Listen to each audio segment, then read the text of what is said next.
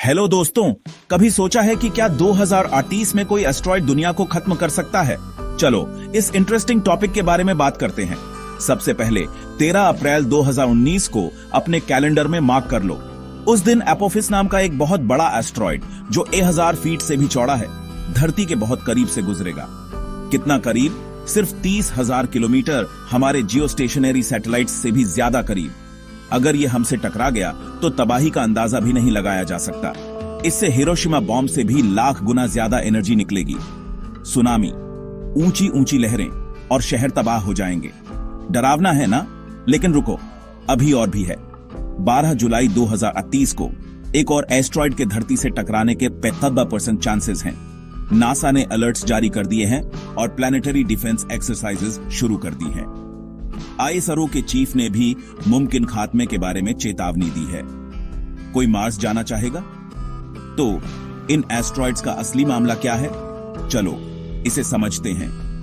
Asteroids basically बड़े बड़े पत्थर होते हैं जो स्पेस में तैरते रहते हैं। इनका साइज 10 मीटर से लेकर 1000 किलोमीटर तक हो सकता है। ज्यादातर मार्स और जुपिटर के बीच एस्ट्रॉइड बेल्ट में पाए जाते हैं, लेकिन कुछ धरती के पास आ जाते हैं जिन्हें नियर अर्थ ऑब्जेक्ट्स एनईओज कहते हैं। एनईओज में एस्ट्रॉइड्स, कॉमेट्स, मीटियर्स और मीटियोरॉइड्स शामिल होते हैं। जैसे कॉमेट्स बर्फ, पत्थर और धूल से बने होते हैं और उनकी पूंछ होती है।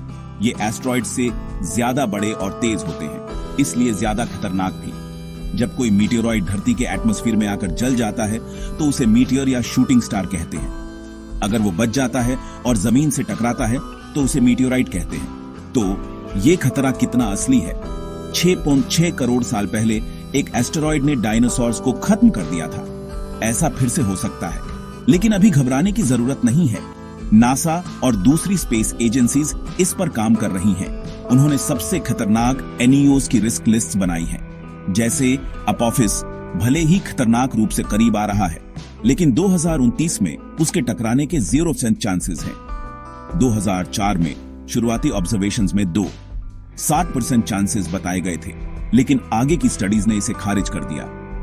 नासा को पूरा भरोसा है कि यह कम से कम अगले 100 सालों तक धरती से नहीं टकराएगा। क्या होगा अगर कुछ हमारी तरफ आ ही गया? स्पेस एजेंसीज के पास 3 मेन स्ट्रेटजीज हैं: kinetic impact, slow push and pull और न्यूक्लियर मेथड्स। किनेटिक मेथड, जिसे 2020 में डार्ट मिशन के साथ टेस्ट किया गया था, इसमें एक स्पेसक्राफ्ट को एस्टेरॉइड से टकराया जाता है ताकि उसका रास्ता बदल जाए। ये कामयाब रहा।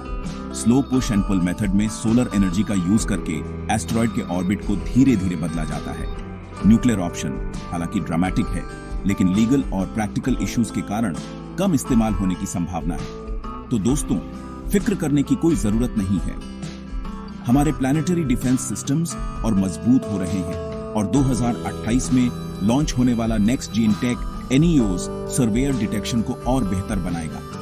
अगर कोई एस्टेरॉइड हमारी तरफ आता है तो उससे निपटने के लिए हमारे पास प्लान्स हैं। याद रखें, हर डूम्सडे आर्टिकल पर यकीन मत करो। जानकारी रखो और क्यूरियस रहो।